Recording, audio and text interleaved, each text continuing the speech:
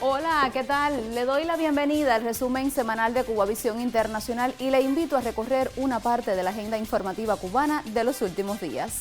En esta emisión destacaremos la decisión del gobierno de los Estados Unidos de excluir a Cuba de la lista de países patrocinadores del terrorismo, la amplia repercusión nacional e internacional de esta noticia y algunas explicaciones necesarias ante esta medida. Le informaremos sobre las celebraciones por el Día de la Ciencia Cubana y la primera Feria de Innovación.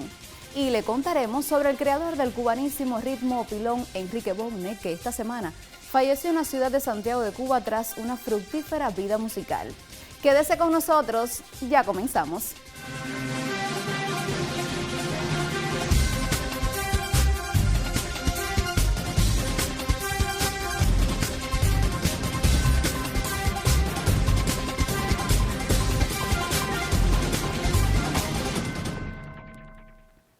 La noticia de esta semana en Cuba ha sido la decisión del gobierno de Estados Unidos de excluir a Cuba de la lista del Departamento de Estado de países que supuestamente patrocinan el terrorismo. Hacer uso de la prerrogativa presidencial para impedir que se pueda tomar acción en tribunales estadounidenses ante demandas judiciales presentadas al amparo del título tercero de la ley Helms-Burton y eliminar la lista de entidades cubanas restringidas que designa a un grupo de instituciones con las cuales se prohíbe a ciudadanos e instituciones estadounidenses realizar transacciones financieras, lo que ha tenido efecto en terceros países. A pesar de su carácter limitado, se trata de una decisión en la dirección correcta y en la línea con el sentido y firme reclamo del gobierno y el pueblo de Cuba, con el llamado amplio, enfático y reiterado de numerosos gobiernos, en especial de América Latina y el Caribe, de cubanos residentes en el exterior, de organizaciones políticas, religiosas y sociales y de numerosas figuras políticas de Estados Unidos y de otros países. El gobierno de Cuba agradece a todos por su contribución y sensibilidad. Esta decisión pone fin a medidas coercitivas específicas que junto a muchas otras causan un grave daño a la economía cubana con un efecto severo sobre la población. Es y ha sido un tema presente en los intercambios oficiales de Cuba con el gobierno de Estados Unidos.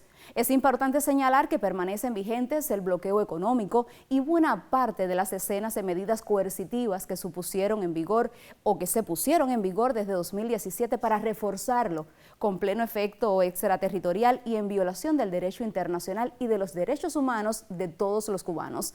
La decisión anunciada por Estados Unidos de modo muy restringido, aspectos de una política cruel e injusta, es una corrección que ocurre ahora a punto de producirse un cambio de gobierno cuando debió hacerse o haberse materializado hace años como acto elemental de justicia, sin reclamar nada a cambio y sin fabricar pretextos para justificar la inacción, si es que se deseaba actuar correctamente. Para excluir a Cuba de la lista arbitraria de estados patrocinadores del terrorismo debió bastar el reconocimiento de la verdad, la ausencia total de razones para tal designación y el desempeño ejemplar de nuestro país en el enfrentamiento al terrorismo, lo cual han admitido incluso agencias del gobierno de Estados Unidos.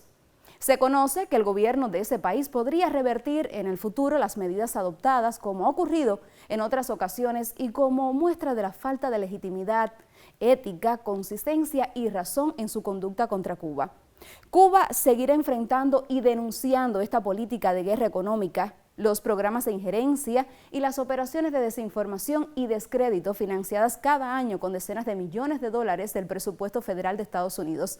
También permanecerá dispuesta a desarrollar una relación de respeto con ese país basada en el diálogo y la no injerencia en los asuntos internos de uno y otro, a pesar de las diferencias.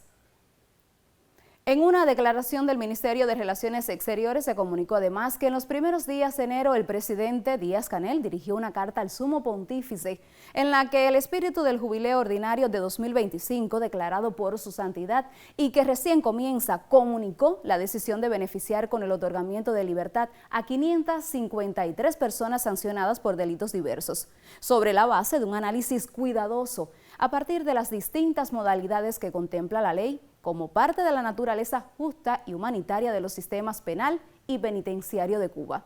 Estas personas recibirán sus respectivos beneficios gradualmente. En el texto se reafirma que se mantiene con el Vaticano y el Sumo Pontífice una relación respetuosa, franca y constructiva, lo que facilita decisiones como la recién tomada dentro de los requisitos que establece la legislación vigente, el sentido humanitario del sistema de justicia cubano y el cumplimiento de las obligaciones con el orden interior y la seguridad ciudadana. El miembro del Buró Político y ministro de Relaciones Exteriores de Cuba, Bruno Rodríguez Parrilla, compartió en conferencia de prensa sus impresiones acerca de las decisiones tomadas por el gobierno de Estados Unidos en relación con Cuba. En opinión del canciller, el cambio de actitud en Washington demuestra el fracaso de los planes de máxima presión. Pase lo que pase con relación a estas medidas en el futuro, son un hecho importante, un acontecimiento que ha recorrido el mundo y que ha recibido muy amplio apoyo internacional. He leído algunas opiniones hoy, curiosamente, de algunos de los que redactaron las medidas anteriores, de algunos de los que participaron, protagonizaron, provocaron el retroceso en la relación bilateral, señalando que les tomará tiempo y trabajo revertirlas. Habría que preguntarle al próximo gobierno de los Estados Unidos también. Mi opinión es que el gobierno de los Estados Unidos de América ha tomado estas decisiones a partir del reconocimiento de que la política que aplicó hacia Cuba es una política obsoleta, fallida, que no tributa a los objetivos ni a los intereses nacionales de los Estados Unidos, ni tiene el apoyo de los ciudadanos estadounidenses ni de los cubanos residentes en ese país. Es el reconocimiento de que le provoca un gravísimo aislamiento internacional, descrédito a su política exterior y que daña instrumentos que supuestamente el gobierno de los Estados Unidos necesita para hacer cumplir determinados objetivos de su agenda internacional. El gobierno de Cuba ha tenido siempre y tiene hoy y tendrá mañana y tendrá la semana que viene y en el futuro toda la voluntad de trabajar a favor de relaciones civilizadas en beneficio de nuestros pueblos, a pesar de las muy profundas diferencias que tenemos con los gobiernos estadounidenses. Que nuestra disposición a sostener un diálogo en esas circunstancias que son las que demanda el derecho internacional se mantienen intactas y que reiteraremos al próximo gobierno dicha voluntad.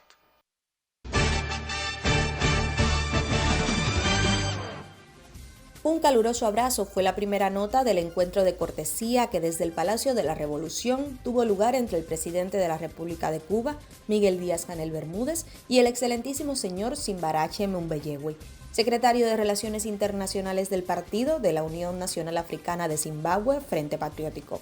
El jefe de Estado compartió con el importante directivo africano el agradecimiento al gobierno y al pueblo amigo por todo el apoyo que ha recibido Cuba de ustedes en la lucha contra el bloqueo. El gobierno de la República de Cuba hizo entrega formal ante la Corte Internacional de Justicia en su sede en La Haya, Países Bajos, de la declaración de intervención en el caso aplicación de la Convención para la Prevención y la Sanción del Delito de Genocidio en la Franja de Gaza. La declaración fue realizada bajo el artículo 63 del Estatuto de la Corte y en ella se comparten las preocupaciones expuestas por la República de Sudáfrica contra Israel por el genocidio en Palestina. En la madrugada del 7 de enero del 2025 ocurrió un accidente en una instalación que almacenaba material bélico perteneciente a la región militar de Holguín del Ejército Oriental. Después de varios días de trabajo intenso, se determinó que la posible causa del accidente fue un fallo eléctrico debido a un cortocircuito en el interior de la instalación. Al momento de publicar la nota, se informó a los familiares el desenlace del acontecimiento, declarando oficialmente 13 compañeros fallecidos.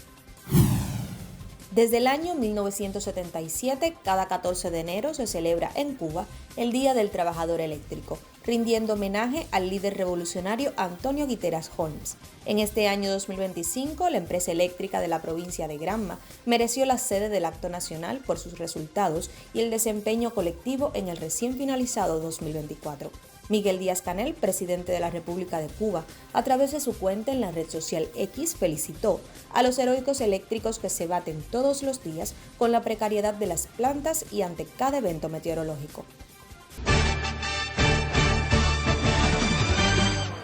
Cada 15 de enero en Cuba se celebra el Día de la Ciencia. Fue Fidel quien 65 años atrás, en un profético discurso, definió magistralmente que el futuro de la patria era de los hombres de ciencia, de los hombres de pensamiento. A este tema dedicamos nuestro comentario gráfico de la semana, que nos llega por Adán Iglesias. La Habana fue la provincia sede por sus resultados destacados, donde se realizó un acto de reconocimiento a los trabajadores del sector.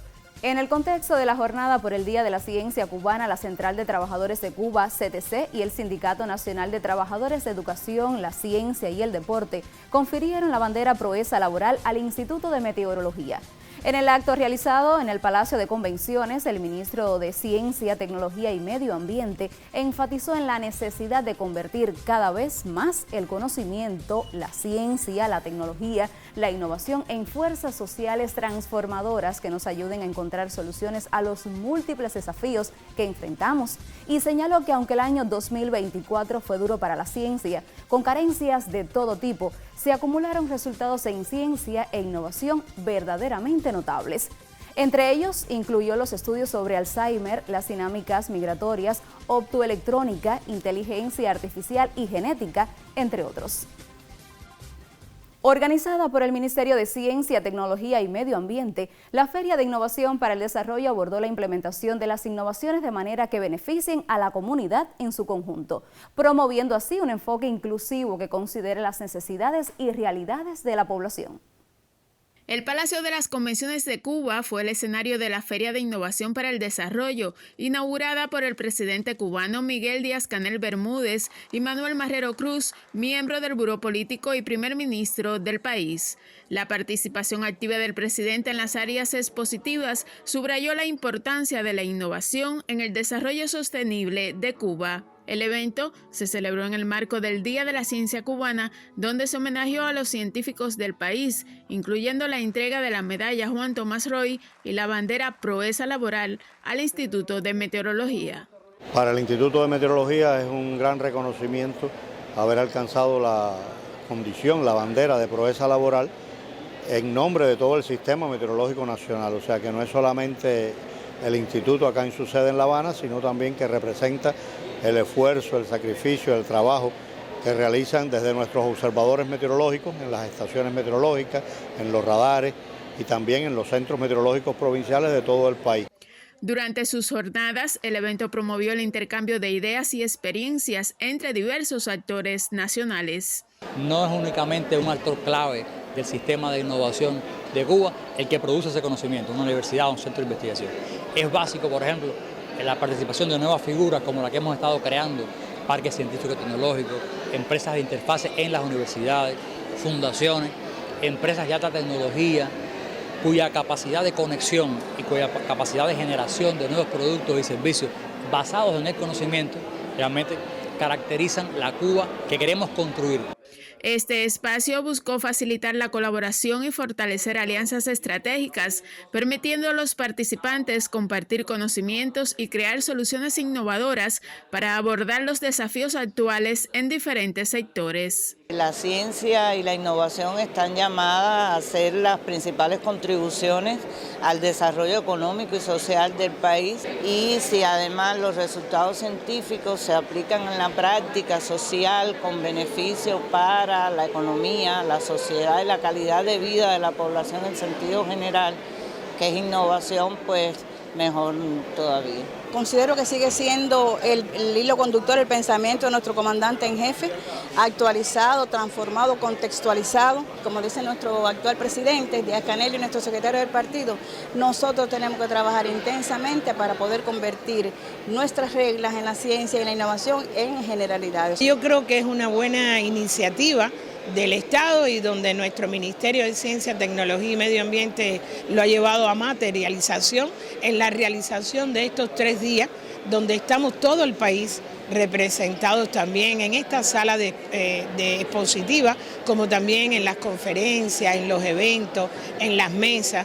Realmente yo creo que estuvo muy bien pensado y aquí estamos. La feria contó con 50 stands y 120 expositores en diferentes áreas. Entre las actividades más relevantes se llevó a cabo el Foro Innovación para el Desarrollo Sostenible, un espacio de diálogo sobre estrategias emergentes, y el taller sobre sistema de gestión de gobierno. Además, se realizó el encuentro del Consejo Nacional de Innovación Juvenil, donde se discutió el papel de las nuevas generaciones en la proyección científica y medioambiental del país. Durante el evento se entregaron los premios nacionales a la innovación, reconociendo a personas destacadas en el ámbito y promoviendo el trabajo de la Asociación Nacional de Innovadores y Racionalizadores. El camarógrafo Felipe Dajer y Celia María Reyes Casate para Cubavisión Internacional.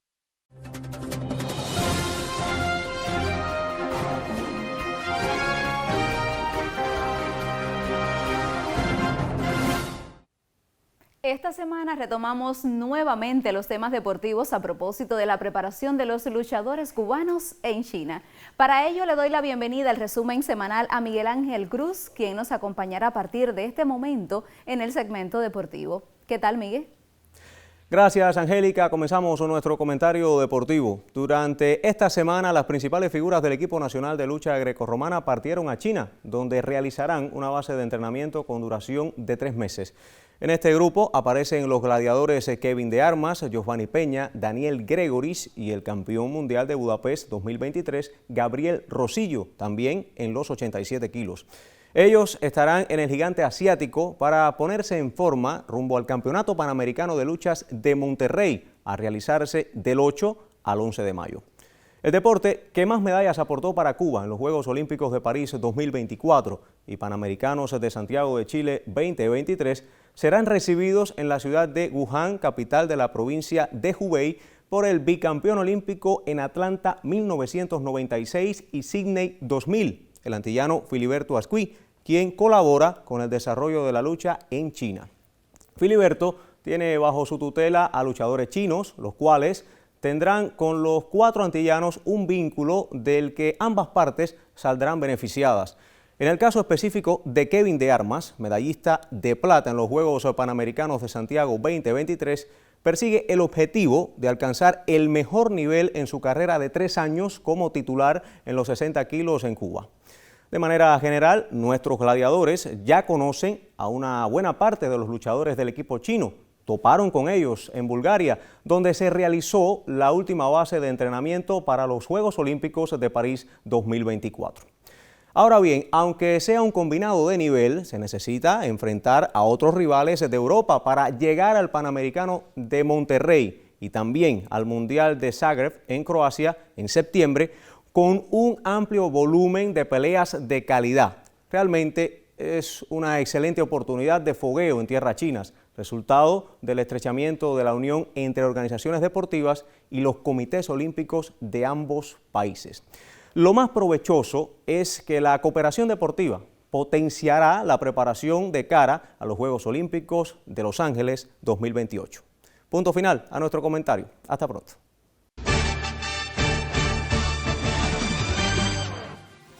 El Instituto Engelhardt de Biología Molecular de la Academia de Ciencias de Rusia y el Centro de Inmunoensayo del Grupo de las Industrias Biotecnológica y Farmacéutica de Cuba, BioCuba Pharma, firmaron este domingo un convenio de cooperación para la investigación científica. Este acuerdo está enfocado en la obtención de productos que son prioridades para la salud pública de ambos países, de acuerdo con una información que figura en el perfil de Facebook de BioCuba Pharma. Este año, Cuba elevará el nivel de operaciones de sus principales aeropuertos internacionales como parte del programa de desarrollo de la aviación hasta el 2030. El proceso inversionista prevé la remodelación de las terminales 2 y 3 del Aeropuerto Internacional José Martí, lo que incrementará un 30% su capacidad para el arribo de pasajeros, aseguró el presidente de la Corporación de la Aviación Cubana, Joel Archer. Mencionó asimismo la rehabilitación ejecutada en los aeropuertos del centro de la isla, Jardines del Rey y Cayo Largo del Sur, terminales que garantizaron el inicio de la temporada turística y la Feria Internacional de Turismo. La 40ª edición del Festival Internacional Jazz Plaza, el más importante de ese género en Cuba, ampliará sus sedes en este 2025 y por primera vez llegará hasta Santa Clara, principal urbe del centro del país. Pactada entre el 26 de enero y el 2 de febrero, la cita se desarrollará además en las ciudades de La Habana y Santiago de Cuba y aspira a reunir a 150 agrupaciones del género, con cerca de 200 conciertos protagonizados tanto por figuras establecidas del jazz en la región como por talentos en crecimiento. La exclusión de Cuba de la lista de países que supuestamente patrocinan el terrorismo supone un impacto positivo en la cotidianidad de la nación desde el punto de vista económico, del turismo, así como la importación de partes y piezas sensibles. Con la ampliación, nuestra colega Talia González. El anuncio realizado por la Casa Blanca el pasado 14 de enero de sacar a Cuba de la lista de países que supuestamente patrocinan el terrorismo ha tenido una amplia repercusión en la población cubana, pero también interrogantes sobre cómo impactaría esta exclusión en el día a día de quienes habitamos esta isla. Desde el punto de vista económico-financiero son los efectos más tangibles, afirma Rodney González, director de Asuntos Legales y Análisis en la Dirección General de Estados Unidos del MINREX. Con la inclusión en esta lista desde enero de 2021, Cuba perdió más de 40 relaciones con bancos a nivel internacional y ha experimentado la negativa de más de 1.000 entidades financieras.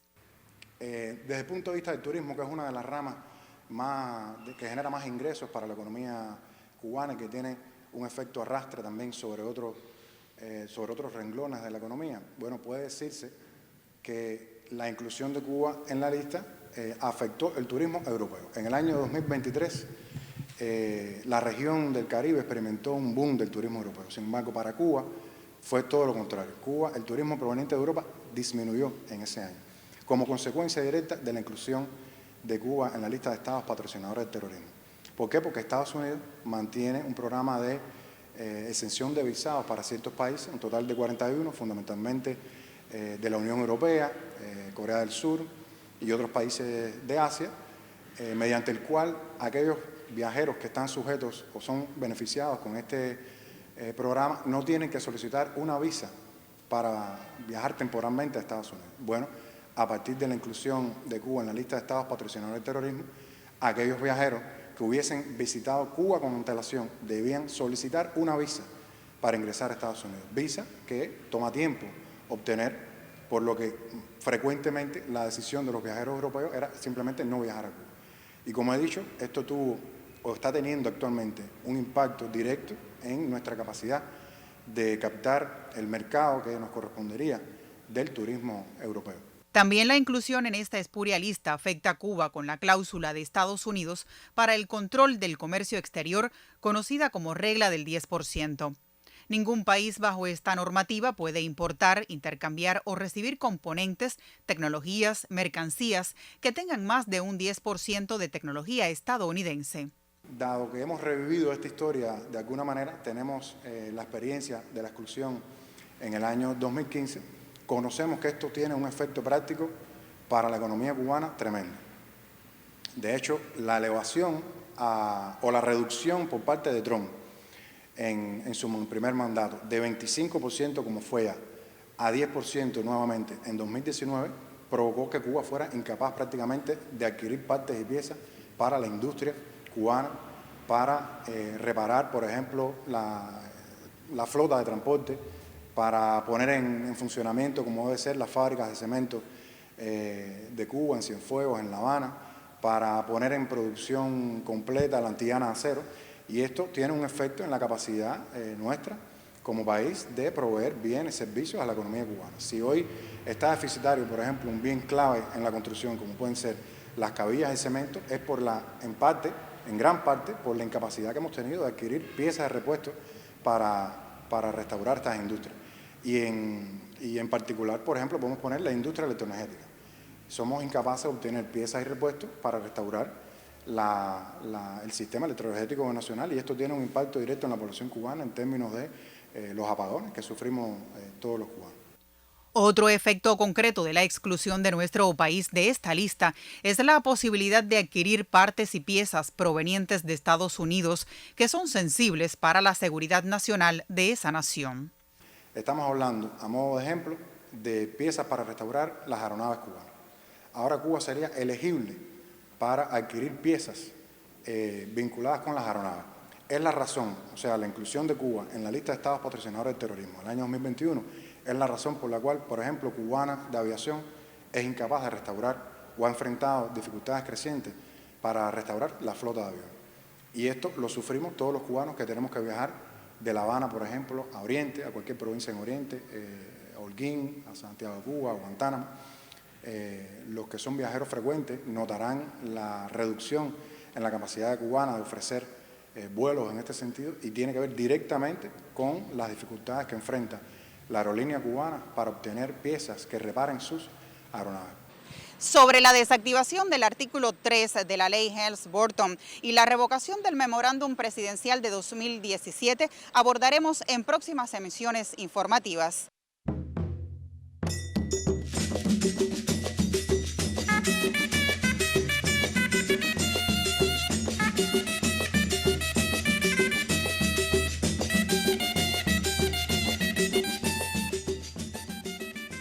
Nos despedimos recordando al compositor y músico Enrique Bonne, quien falleció esta semana a la edad de 98 años en Santiago de Cuba.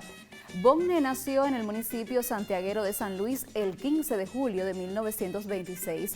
Fue el creador del ritmo pilón y con más de 200 composiciones que abarcan diversos géneros, destaca por su aporte a la idiosincrasia de esa ciudad cubana, de la que es hijo ilustre. Gracias por acompañarnos. Recuerde que nos vemos la próxima semana.